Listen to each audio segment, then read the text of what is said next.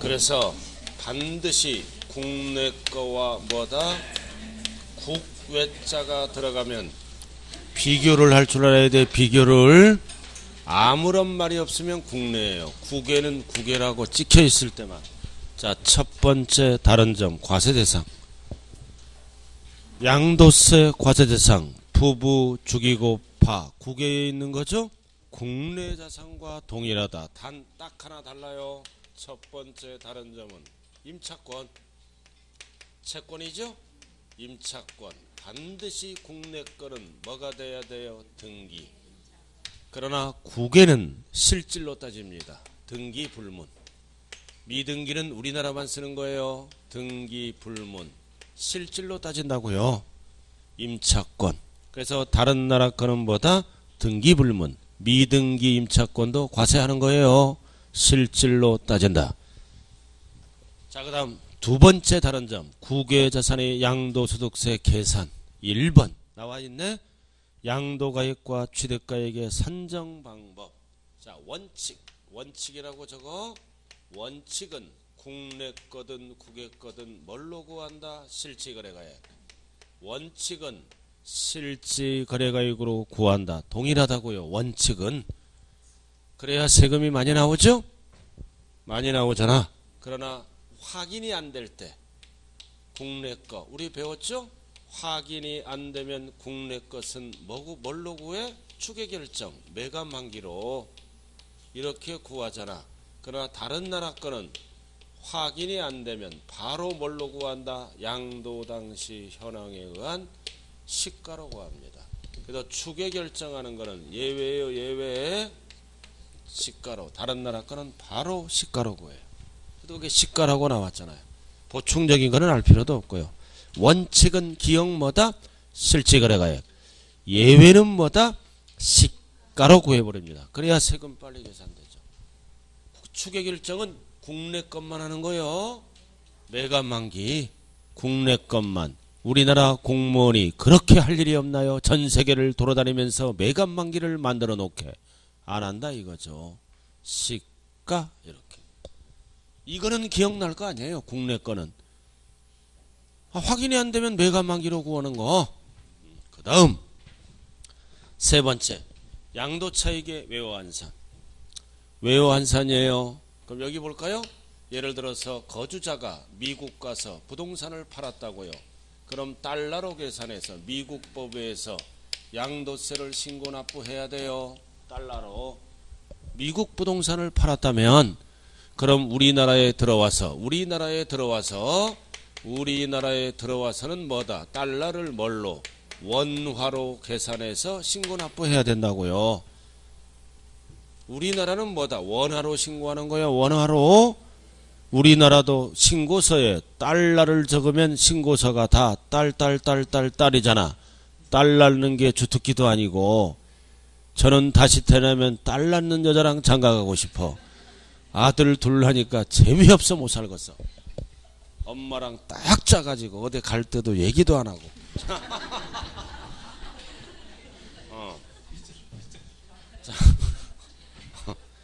자, 양도차익의 외화환산 나와 있죠? 자, 양도가액 및 필요경비는 언제 수령하거나 지출한 날 현재 법에 의해서 환율을 계산한다. 그 뜻이에요. 그럼 이 지문은 뭐다? 뭉뚱그려서 양도일 현재 법에 의해서 원화로 계산한다. 그러면 틀린 지문이에요. 그래서 짝을 잘 쳐야 돼. 양도가액은 받는 거죠? 받으니까 수령일 현재 수령일 현재 환율을 적용하고 짝이에요. 필요경비는 지출하잖아요. 돈이 나가는 거니까 지출일 현재 환율을 적용하고. 뭉뚱그려서 양도일 현재 환율하면 틀려요. 양도가액은 수령한 날, 필요경비는 나가는 거니까 지출난 날 현 이렇게 따로따로 적용한다고요. 그래야 정확히 계산이 되기 때문입니다. 뭉뚱그려서 양도일 현재 그러면 안 돼요. 자, 그럼 여기 보자고요. 그럼 미국 법에 의해서 양도세를 5천만 원 냈어. 미국 법에서 양도세를 5천만 원 냈다고요. 우리나라에 들어와서 또 신고하죠? 우리나라에 들어와서 신고하니까 6천만 원이 나왔어. 6천만 원이 나왔다. 이중과세잖아. 이중과세죠? 그래서 외국에서 납부한 양도세는 6천만 원에서 공제를 한다고 해서 1천만 원만 내는 거예요. 납부할 세액이 있다면. 그래서 외국 납부 세액 공제는 공제할 수 있다 없다? 없다. 있다. 5천만 원 공제하고 얼마만 납부한다? 1천만 원. 또는 적게 나올 수도 있죠? 적게 나오는 그냥 신고하면 끝나는 거예요. 이중과세 조정. 그래서 외국 납부는 세액 공제할 수 있죠? 이중과세니까 중요한 거는 선택해서 유리한 쪽으로 공제를 합니다. 첫 번째는 뭐라고요? 산출세액에서 공제하는 방법. 납부한 만큼. 증빙서류가 많았을 때는 뭐다? 필요경비에 산입해서 공제하는 방법. 그래서 둘 중에 하나를 뭐다? 선택할 수 있다. 시험은 어떻게 나와? 필요경비에 공제하는 방법만 있다. 그러면 틀려요. 산출세액에서 공제하는 방법만 있다. 틀려. 유리한 쪽으로 둘 중에 하나를 선택할 수 있습니다. 그 다음 물납, 분납은 똑같아. 분납만 인정해요. 물납은 인정되지 않습니다. 그래서 결론이 밑에잖아요. 비교. 언제나 출제되는 거야. 비교. 자, 납세 의무자. 세 글자로 적어. 거주자. 국내에 주소토는 183일 이상 거수를 둔 자가 거주자예요. 국내 거는 내야 되고.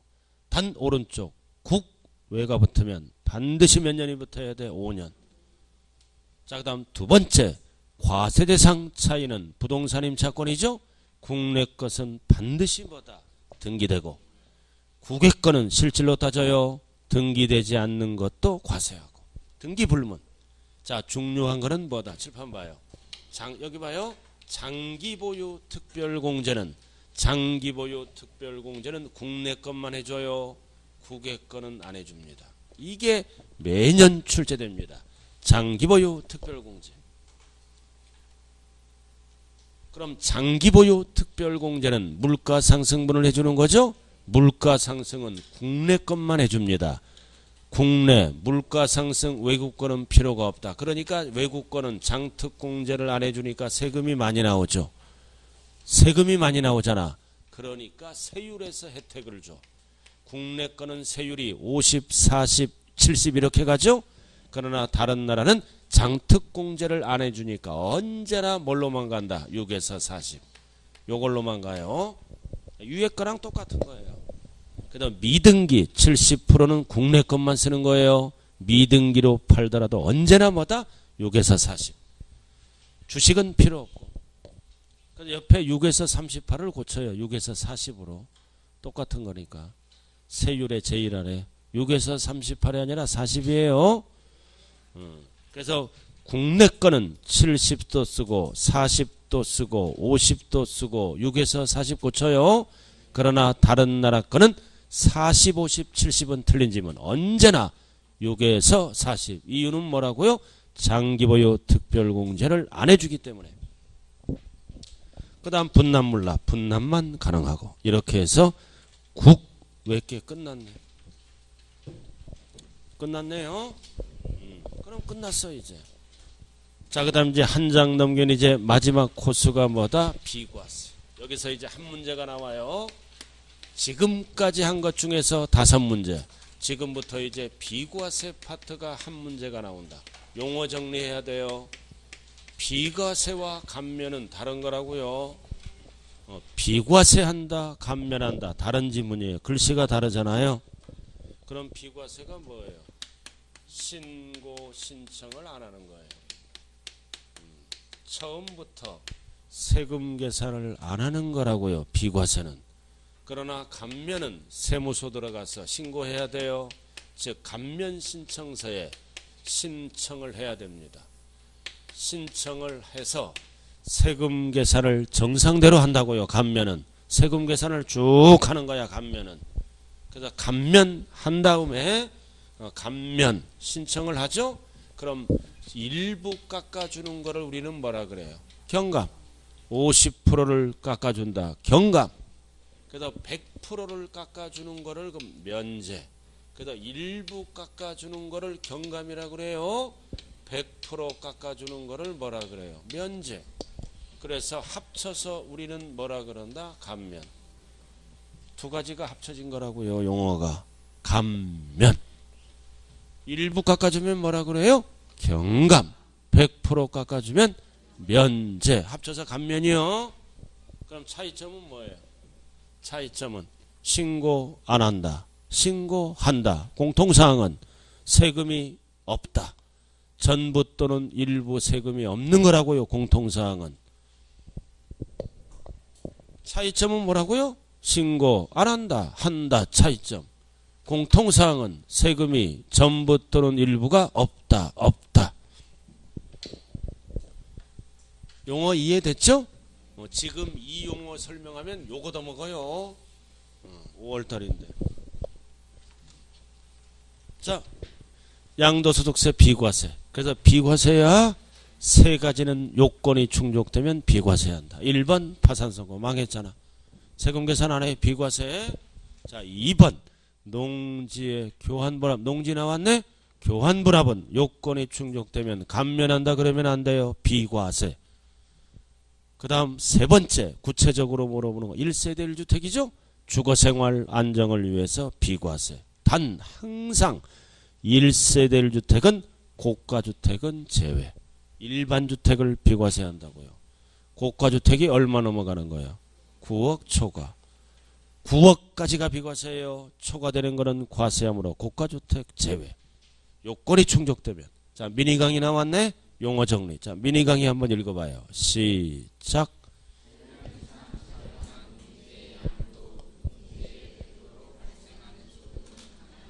감면한다. 비과세한다 그러면 안 돼요. 신청하라 이거지. 8년 이상 농사 지었는지 안 지었는지 확인한다고요.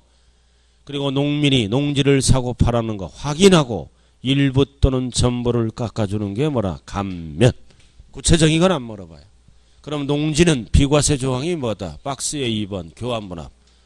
합리적인 농지 정리를 위해서 교환분합하는 게 요건이 충족되면 비과세예요.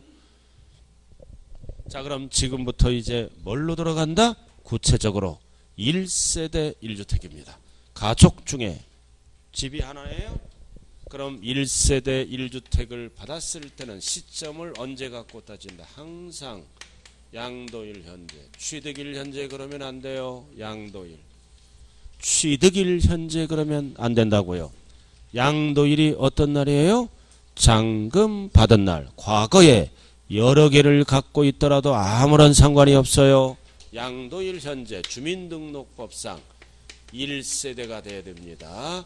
1세대가 하나의 주택을 몇 년 이상 보유하고 2년 이상 보유.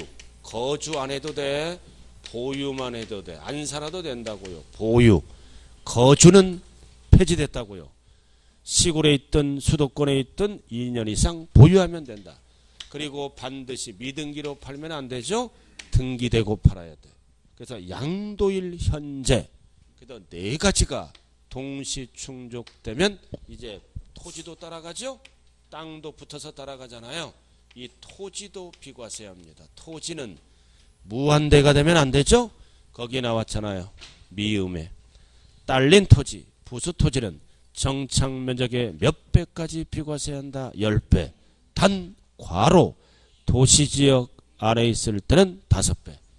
한도가 있어. 초과되는 거는 땅 판 걸로 봐서 과세합니다. 10배, 5배. 자, 그럼 여기 봐요. 1세대는 반드시 누가 팔아야 돼요? 거주자가 팔아야 돼요. 주거생활의 안정을 위해서 비과세해 주니까 거주자. 중요한 거는 피거주자는 안 해준다고요. 빗자가 들어가면 항상 조심해야 돼. 거주자가 팔아야 돼.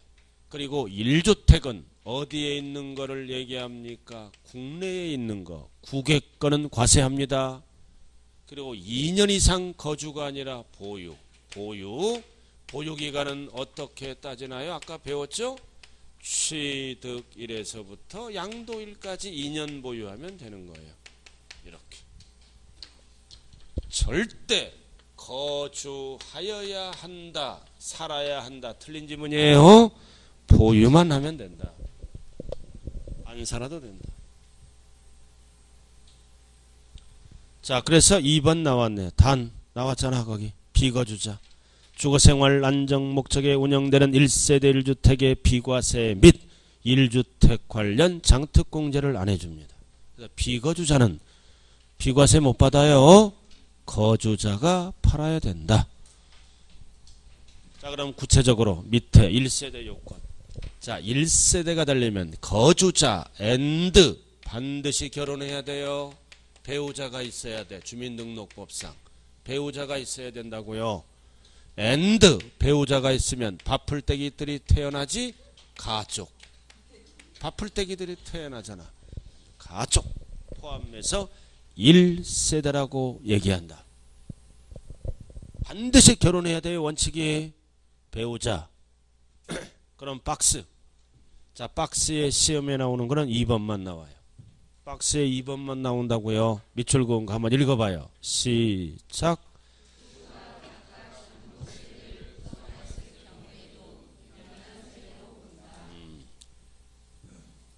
부부는 이혼하지 않는 이상 항상 동일한 세대예요.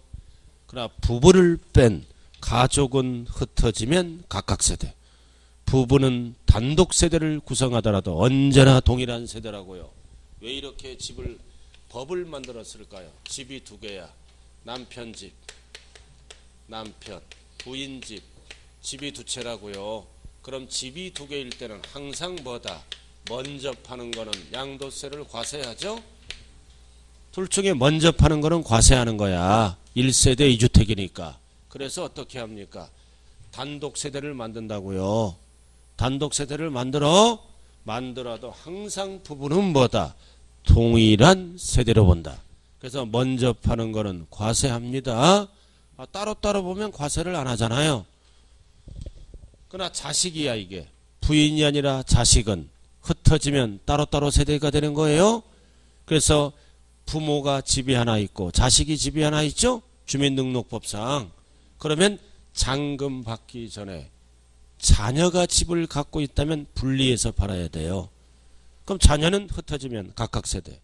부부는 언제나 동일한 세대로 봅니다. 그것만 물어본다고요, 시험은. 자, 예외. 꼭 결혼하라는 법이 없지? 예외는 뭐다? 배우자가 없더라도 1세대로 본다. 결혼 요즘 안 하잖아요. 그죠? 하더라도 40 가까이 돼서 편안한 마음으로 결혼해요. 일찍 결혼하면 이혼 확률이 절반이랍니다. 그럼 기억, 박스, 연령이 몇 歳 이상? 30세 이상은 배우자가 없더라도 1세대로 봐죠. 그 다음 니은, 배우자가 사망, 이혼. 1세대로 봐죠. 왜? 왕년에 배우자가 있었죠? 1세대로 봐죠. 시험에 나오는 거는 디귿이에요. 국민기초생활보장법에 따른 중간소득. 소득을 딱 나열해서 중간소득. 중위소득이에요. 몇 프로 이상? 40% 이상 소득이 있으면 나이에 관계없이 1세대입니다. 중간소득 50% 이상 하면 안 돼요. 40% 이상. 이거 뭐야? 이거 40% 어떻게 해요? 군대 계급, 중사. 중위도 있고 중사도 있잖아. 그럼 대한민국 국민이라면 군대 계급은 알고 살아야 돼요. 군대 계급 모르면 다 북한 가서 살아야 돼. 우리 아들 저는 처음 면회 가봤어요. 한 번 딱. 부대 배치받았대. 두 번 갔구나. 처음 입대할 때. 입대할 때 가봤어. 애들 쫙 모이잖아. 몇천 명. 나 입대할 때 가고 이거 할 때 가봤어. 부대 배치받아가고. 안 가면 요거도 먹겠더라고. 입대할 때 갔잖아. 그냥 엄마들이 막 우는 거야. 내 옆에서. 보니까 아저씨도 막 울어. 나도 울었다니까. 막 우는 거야. 남자들도 옆에서 흑흑거리면서. 그리고 나도 안 울면 이상하게. 거기에서 우리 큰아들이 감동을 받은 거야. 아빠도 감정이 있는 동물이구나. 울어야 되겠다라고 다 우는데 멀쩡하게 있으면 이상해서 그냥 울어봤지 한번. 면회를 갔어. 면회 신청해야 되잖아. 이거 그럼 뭐 쓰잖아. 우리 집 사람이 이거를 일병이라고 적더라고. 깜짝 놀랐어. 이거 이병이야. 어떻게 군대 계급도 모르고 사냐고. 얼른 고쳤지. 그래갖고 딱 애가 나와. 거느적 거리며 나오는 거야. 거느적 군인이 아니야 민간인이야. 그 다음부터 안 가. 면회 안 가요. 우리 집 사람은 수없이 갔다 왔을 거야 나 몰래. 틈만 나면. 나는 딱 가서 거느적 거려. 왜 그런 줄 아세요? 군대 안 갈 녀석들이 한 30% 전후가 된대요. 관심사병. 그러니까 이게 군대 규율이 안 서는 거야. 사고 칠까봐. 그럼 여기 중사가 지나가잖아. 관심사병은 아저씨라 그래. 어쩔 수 없는 거야. 관심사병이니까. 중사 됐고. 자, 그 다음. 밑에 제일 밑에 미성년자. 자, 미성년자는 제외. 1세대가 안 돼요. 미성년자는 소득이 없기 때문에. 그러나 미성년자도 부득이하면 1세대가 되죠. 가족이 사망. 그래서 집 한 채 받으면 1세대가 됩니다. 가족이 사망. 그리고 결혼을 일찍 하잖아. 결혼. 그러면 1세대가 된다고요. 그래서 미성년자는 원칙이 1세대가 안 돼. 딱 둘 중에 하나. 가족이 사망 또는 결혼. 이거 노량진 가니까 3년 전에 이 아줌마 나 앞에 얘기해줬어. 애가 18살이야. 그리고 여자애가 16이야. 사고치고 들어온 거야. 그래갖고 결혼시켜줬어. 애 낳아. 그러니까 이 수강생 여자가요. 손주가 태어났잖아. 너무 좋아하는 거야. 그리고 다 봐줬어. 지금도 학원 가끔 나와. 그래서 3년 동안 애를 보니까요. 한 달 동안 안 나오더라고. 왜 안 나오셔? 그러니까 어깨 수술했대. 손주 보느라고 이게 탈골이 생겨서 골병 든 거야. 그리고 애가 자꾸 아프니까 막 신경 쓰는 거야. 왜? 균이 막 침범해. 이 여자는 애가 소화를 못 시키니까 옛날 칸추리 할머니들 있잖아. 막 씹어서 애 앞에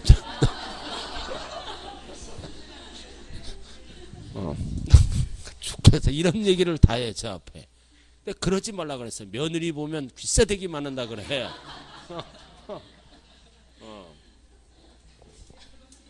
그래갖고 이 애들은 놀러 다녀. 그러니까 이 아줌마가 50대인데 70대처럼 보여. 늙어가지고 애 손주 때문에 참 안 됐더라고.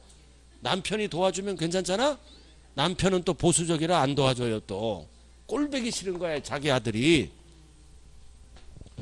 그래서 우리 아들 앞에 가끔 보면 정신교육을 시켜요. 절대 일 저지르지 말아라. 그것만은 지켜달라. 그래갖고 아직까지 일을 안 저질러. 그리고 장가는 제발 40 넘어서 가라. 꼭 얘기해. 일찍 가지 말아라. 한 40대 중반이면 충분하다. 우리 아들은 그러니까 아예 안 간다고 그러더라고. 나한테 꼭. 너무 좋아. 아예 안 간대. 좋지. 인구도 많은데 취업도 안 되는데 얼마나 좋아. 우리 집. 자, 오른쪽으로 갈까요? 117쪽 꼭대기. 자, 1세대 1주택 집을 비과세 주는 거요. 그럼 박스의 1번 주택의 개념. 주택이 뭐다? 상시 주거용으로 사용하는 건물을 주택이다. 그래도 괄호 별장은 주택이다 아니다. 또 그런다. 별장은 주택이야. 원래 출신이. 근데 주택인데 양도세 계산할 때는 과세를 한다는 거예요. 기숙사, 합숙소, 콘도 이런 거는 양도세에서는 주택으로 안 봐. 알아들었나요? 그러나 별장은 원래 출신이 주택이에요. 근데 별장은 사침으로 2년 보유하더라도 과세를 안 한다고요. 과세한다고요. 기숙사, 합숙소 이런 콘도, 불특정 다수인들이 사용하는 주거용 건물은 비과세 혜택이 없어요. 그리고 판단은 항상 뭘로 판단한다? 세법은 사실상 용도로 판단한다. 자, 그래서 시험에 나오는 거는 2번입니다. 별 하나 딱 붙이고 시험은 2번밖에 안 나와요. 자, 다 같이 한번 읽어봐요. 시작.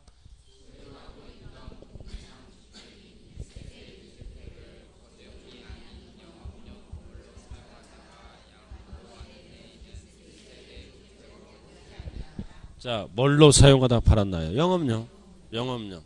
그럼 영업용은 주택이 아니죠? 그럼 본다, 보지 아니한다, 보지 아니한다, 과세한다는 지문이에요. 그럼 길 건너가 어딘가? 여기 보세요. 콘도야. 아주 콘도가 아니라 모텔. 모텔을 2년 보유하다 팔면은 과세예요, 비과세예요? 모텔을 2년 보유하다 팔면 과세, 비과세? 과세예요, 모텔은? 본다, 보지 아니한다, 보지 아니한다. 저는요, 모텔을 낮에 할 일이 없어. 이렇게 가다가 이렇게 봐. 차들이 꽉 찼어. 저는 사업을 하고 싶다면 모텔업을 하고 싶더라고. 딱 보면 내 차를 씌워봐. 이렇게 보면은 막 50대 자리가 없어요. 제가 어제 대구에서 올라왔잖아요. 건너편에 모텔이야. 낮에 시간이 많으니까 할 일이 없잖아. 17개가 쭉 이렇게 있어. 그럼 구멍으로 보이잖아. 이렇게 보면은 자리가 하나도 없어. 참 부부애가 너무 좋은가 봐. 자, 그다음 자, 모텔 사업하면 돈 벌 것 같더라고, 진짜로. 내가 지금 고려하고 있어요, 지금. 우리 와이프가 돈만 주면 나 그거 할 것 같아. 자, 그 다음 3번. 밑으로 내려와요. 자, 이번에는 무슨 주택? 겸용주택을 하나 갖고 있다고요. 다른 게 없어요. 상가주택을 갖고 있어. 상가주택, 점포주택을, 이거를 우리는 세법 용어로 뭐라 그런다? 겸용. 그럼 이것도 일부는 주택이잖아. 그럼 2년 보유하면 비과세 해줘야죠? 그럼 뭐를 갖고 따져? 면적을 갖고 주택이냐 아니냐 따져요. 밑에는 대부분 가게죠? 위에는 주거용이잖아, 대부분. 그럼 면적 갖고 따져요. 주거용이 50, 상가용이 50이면 어디까지 주택이에요? 어디까지? 주택만 주택으로 봐. 따로 봐요. 주거 부분만 주택이라고요, 같을 때는. 근데 주거용 면적이 60이야. 상가가 40이다. 어디까지 주택으로 봐? 크죠? 주택이 클 때는 전부 주택으로 봐서 전부 비과세야. 그 다음 여기가 40. 상가가 크네? 이럴 때는 뭐다? 어디까지 주택으로 봐? 주거 부분만. 자, 그래서 상가주택 하나 있어요. 다른 주택은 없고 하나 갖고 설명하는 거야, 지금. 그래서 박스가 답이잖아요. 주택 면적이 뭐보다? 비주택 상가죠? 상가 면적보다, 점포 면적보다 클 때는 법조문이 뭐다? 전부 주택으로 본다. 그래서 전부 주택으로 봐서 9억이 넘어가지 않으면 전부 비과세를 해줍니다. 그 비과세 받으려면 항상 몇 가지 요건이 충족돼야 돼요? 4가지 요건이 충족돼야 되는 거예요. 자, 근데 두 번째 칸은 뭐다? 같거나 작을 때는. 같거나 작을 때, 주택 면적이 같거나 작을 때는 어떻게 한다? 전부를 주택으로 안 봐요. 주거 부분만 주택으로 본다. 주거 부분만 비과세. 나머지는 뭘로 보겠다는 거야? 상가 점포로 봐서 과세를 하겠다는 뜻입니다. 그래서 이게 4번 출제가 됐다고요. 그래서 겸용주택을 팔아먹을 때는 주택 면적이 상가 면적보다 클 때만 전부주택이다. 이게 답이에요. 같거나 작을 때는 전부가 아니에요. 주거 부분만 주택이다. 상가는 과세합니다. 그럼 여기 보세요. 왜 같을 때는 전부주택으로 안 볼까요? 왜 같을 때는 밑으로 내려왔나요, 이거? 이 상가주택은 부자들이 취득하는 거예요, 원래. 투기 방지를 위해서 만든 거잖아요, 양도세는. 그래서 같을 때는 전부주택으로 안 봐요. 밑으로 내려서 왜 내렸어? 상가는 과세하겠다고 내린 거예요. 그래서 우리가 상가주택을 지을 때는 팔아먹는 거를 가정한다면 주거 부분을 1cm라도 크게 짓는다고요. 그러면 2년 보유하다 팔면은 9억이 넘어가지 않은 이상 비과세를 받을 수 있어. 그래서 팔아먹을 때는 무조건 뭐다? 클 때만. 그래서 땅도 한도가 있죠. 첫 번째 줄 5배, 밖은 10배까지만 비과세합니다. 한도. 그것만 알고. 그 다음에 이제 집이 하나인데 무슨 주택을 갖고 있다? 고가. 고가주택을 양도합니다. 팔아먹을 때는 고급이 아니에요. 고가. 가격 갖고 판단합니다. 그럼 1번. 뭘로 판단해요? 실지 거래가액이 얼마를 초과하는 주택이다. 9억 초과. 3번 출제됐어요. 3번. 9억 초과하는 모든 주택은 고가주택입니다. 가격 갖고 따진다고요. 그럼 2번. 고가주택의 과세 방법 나왔죠? 9억 초과 부분만 과세합니다. 시험은 전부 과세한다 그러면 틀려요. 9억 초과 부분만. 그럼 이 뜻은 뭐다? 9억까지 이하는 뭐다? 비과세한다는 얘기입니다. 그래서 출제는 어떻게 돼요? 전부 비과세한다. 틀린 지문이에요. 9억 초과 부분만 계산해서 과세합니다. 9억 이하는 일반주택 비과세. 그렇게 나와 있죠? 계산은 절대 하지 말고 넘어가요.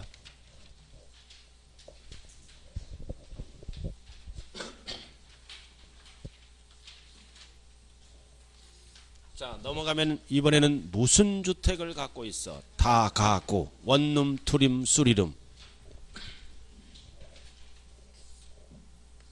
3층짜리 다가구를 갖고 있다고요. 원투룸. 구획된 부분이 9개입니다. 다 출입문이 별도로 이렇게 돼 있죠? 그럼 양도세는 팔아먹을 때 어떻게 파느냐에 따라 법조문이 달라져요. 자, 1번은 어떻게 팔았어요?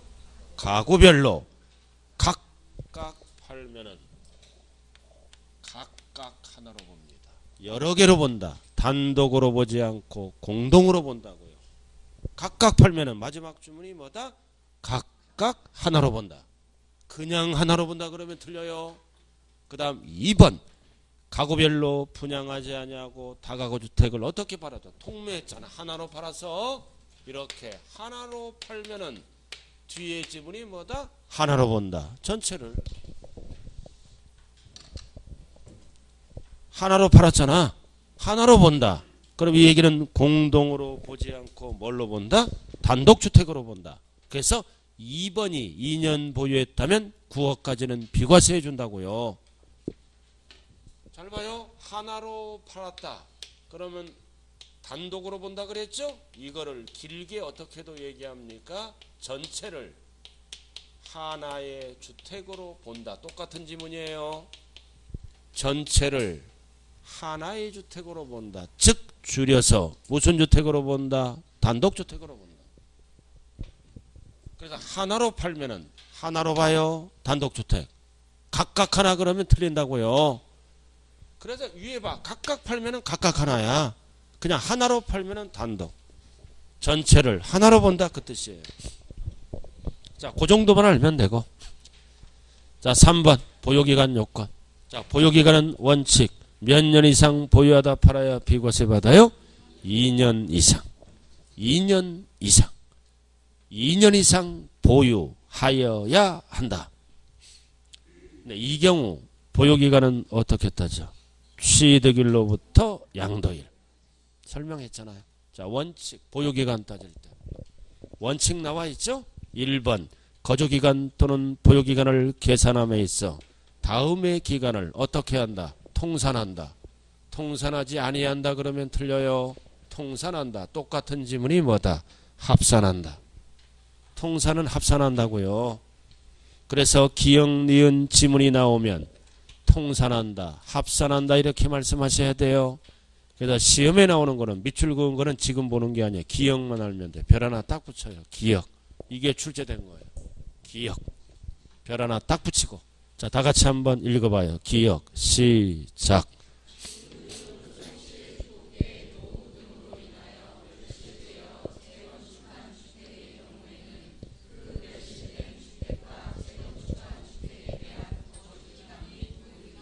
자, 보유기간을 어떻게 한다는 거다? 통산한다. 이 뜻이에요. 통산한다. 합산한다. 통산하지 아니한다 그러면 틀린다고요. 자, 여기 보세요. 집이 하나가 있어요.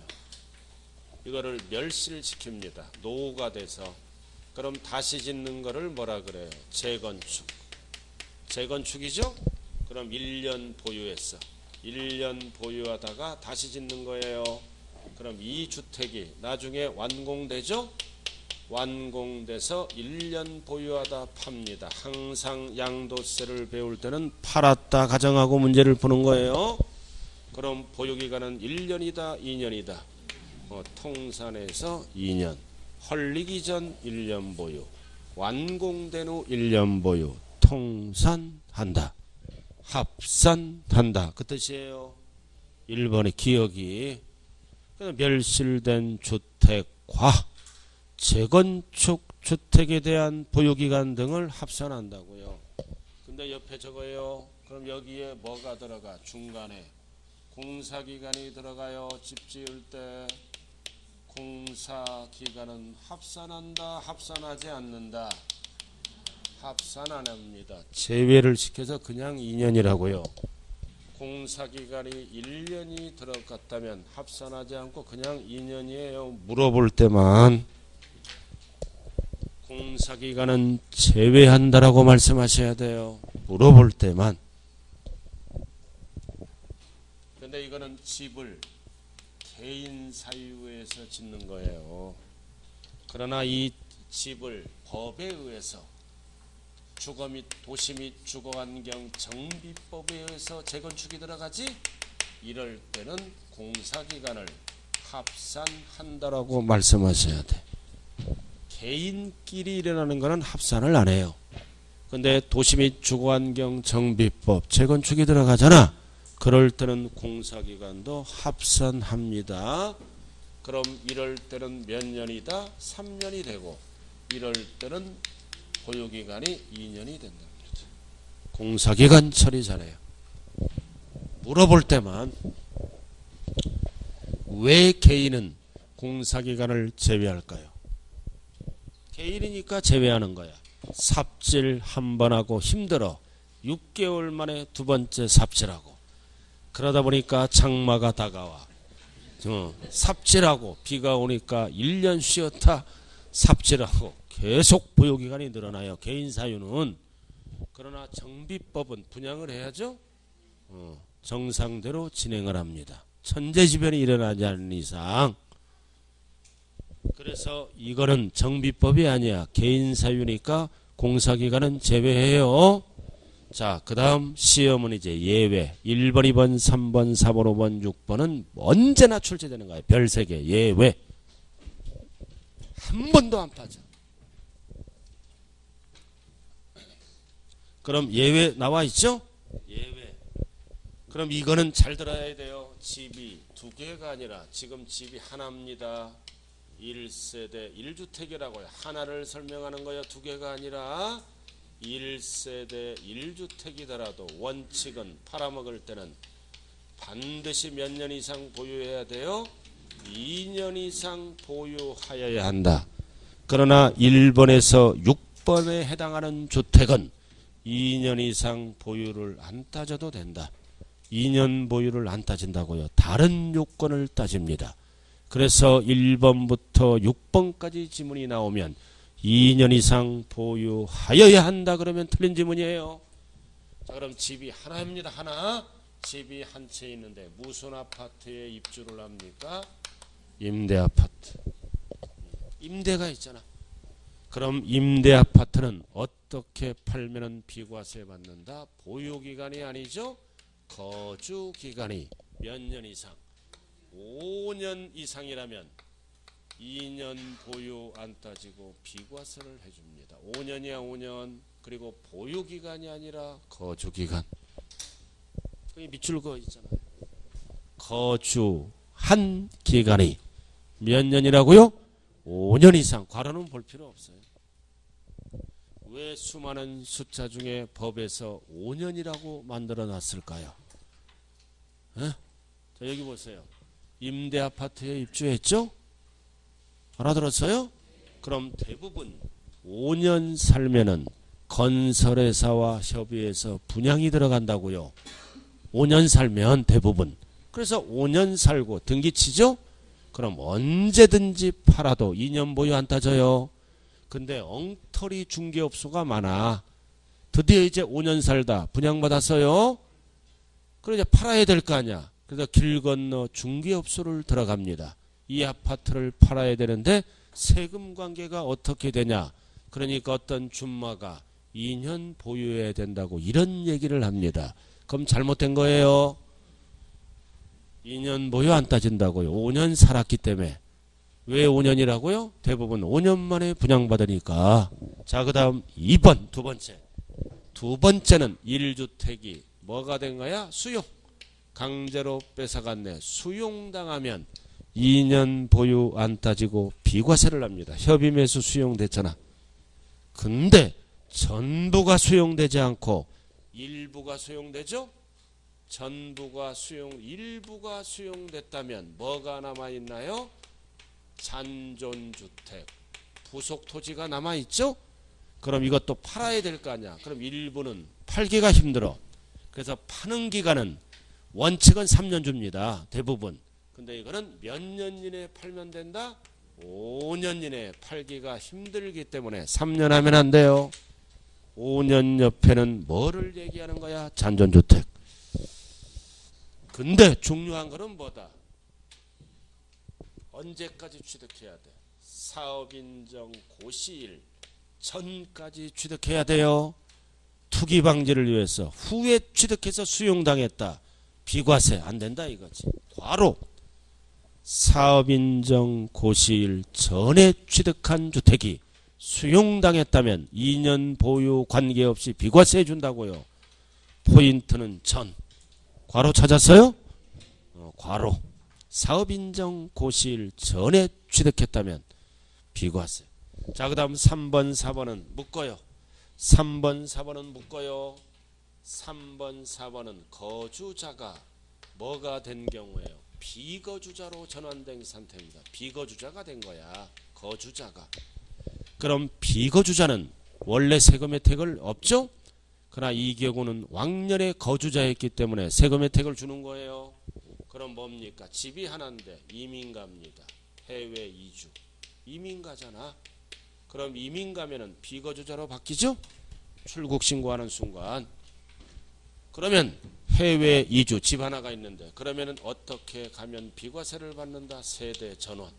일부가 가면 안 돼요. 세대 전원이 출국하면 비과세를 해줍니다. 전원. 중요한 거는 팔아먹을 때는 무한대가 되면 안 되죠. 출국일로부터 반드시 몇 년 이내에 팔아야 돼. 2년 이내. 3년 안 줘요. 출국일로부터 2년 이내에 팔아라. 그래서 세대 전원이 출국하고 엔드 팔아먹을 때는 출국일로부터 몇 년 이내에 팔아라. 2년. 시험은 어떻게 나와? 출국일로부터 3년 이내에 팔았다. 틀려요. 요건이 2년 이내에 빨리 팔아라 이거지. 자, 그 다음 4번은 어떻게 되는 거예요? 4번은 장기 국외거주. 1년 이상 계속하여 국외거주를 필요로 해서 국외로 갑니다. 왜 국외로 가는 거야? 애들 취약 때문에 또는 배우자가 외국으로 발령받죠? 근무상 형편. 그래서 이에도 장기 국외거주죠? 국외거주. 비거주잖아. 그럼 역시 어떻게 가면 돼? 세대전원. 그리고 팔아먹을 때는 반드시 출국일로부터 몇 년 이내에 팔아야 돼?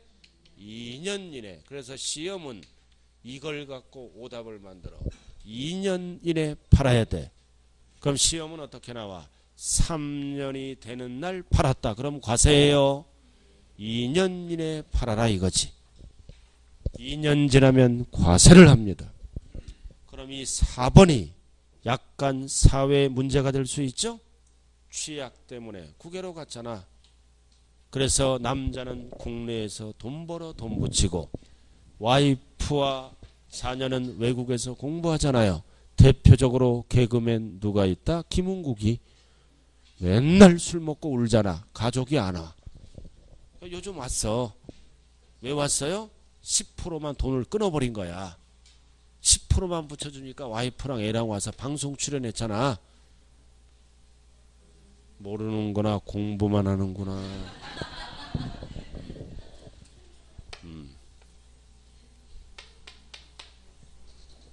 그래서 저도 가끔 옛날 차가 있을 때는 대리운전을 합니다.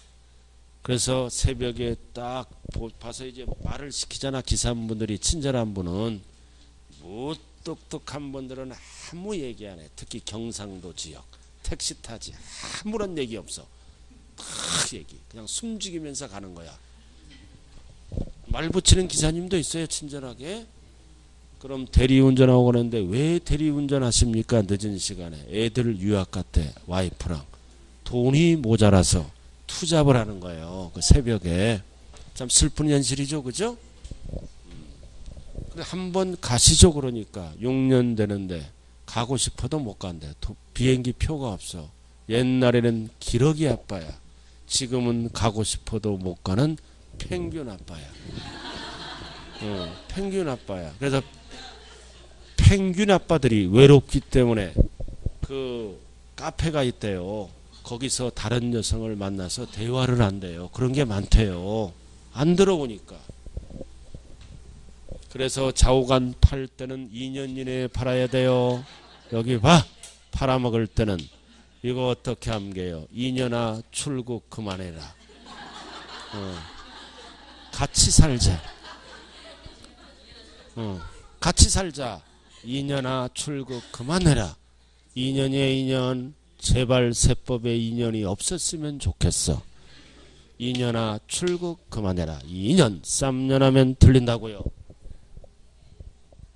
자, 그 다음 5번. 자, 5번은 뭐다? 취약 등 불가피한 사유로 양도했을 때는 뭐다? 1년 이상 거주하다 팔면 비과세입니다. 그래서 불가피한 사유로 여기 보세요. 여기 보세요. 대전에서 살다가 이거는 뭐다? 다른 시군으로 이사 가는 거야. 이사. 주거 이전. 이사 가는 거라고요. 다른 시군으로 주거 이전은 이사 갑니다. 왜 이사 갈까요? 첫 번째는 취약 때문에 고등학교 이상.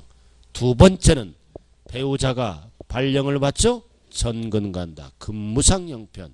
사업상은 안 돼요. 근무상. 불가피하잖아. 사업상은 2년 보유해야 돼. 그리고 세 번째는 뭐다? 질병치료. 그리고 네 번째가 사회문제잖아. 학교 폭력. 전학 가는 거. 전학 가는 거. 학교 폭력으로 해서 피해자가 전학 갈 수 있죠? 그럴 때는 2년 보유하지 않고 몇 년 이상 거주하면 된다. 1년 이상 거주하다 팔면 비과세합니다. 학교 폭력. 이게 심각하죠. 그죠? 초등학교 4학년이 학교 폭력이 그렇게 많대요. 그 여자애들은 은근히 정신적인 폭력을 많이 한대요. 여자애들이. 더 많대요. 여학생들이. 나는 신문 보고 얘기하는 거예요. 남자애들은 싸움하고 그죠? 그럼 초등학교 들어가면 여선생 등만 드글드글 하잖아. 그럼 거기 6학년 애들은 일진회에 가입한 애들이 있어. 면도칼 딱 들고 이러면 담임선생이 바르르 떨면서 수도. 그래서 초등학교 때부터 폭력을 근절해야 되는데 거기서 양성하고 중학교로 올라옵니다. 그러니까 왕따 당하고 빵돌이 되고 일진 애들이 야 빵 사와. 그러면 돈 딱 갖고 있다가 매점 가서 빵 사다 바치고 그게 막 늘어난다는 거야. 그래서 저 개인적인 생각은 뭐다? 초등학교 때부터 뭐다. 여선생, 남선생을 반으로 딱 해줘야 돼. 그래야 조그만 것들이 저 뭐 하면 잡을 수가 있잖아. 그리고 학교 끝나면 주변을 남자들이 도는 거야. 집에 가나 안 가나. 아줌마들은 집에 가기 바빠. 그래서 제가 이런 거를 교육부 청와대에 진정을 넣었어요. 이제 중학교든 뭐 초등학교든 반반씩 좀 하자. 그러니까 너 누구냐 그래. 인권 침해래. 안 해.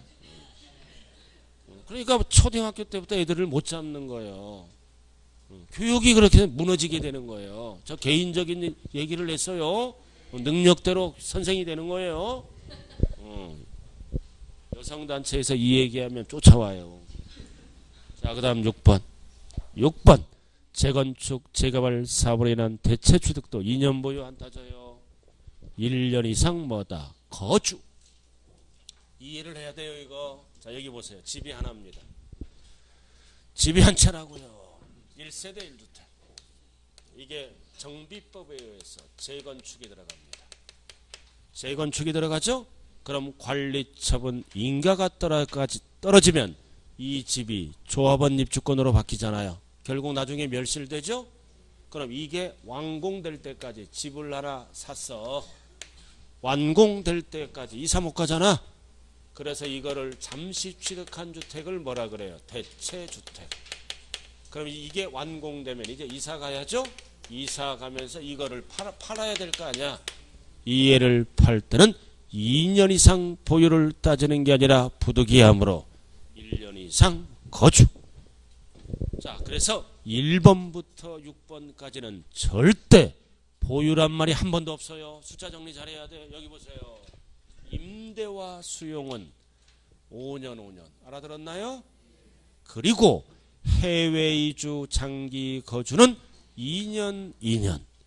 그리고 다른 시군으로 이사 가거나 대체할 때는 1년인데 거주. 보유란 말이 하나도 없다.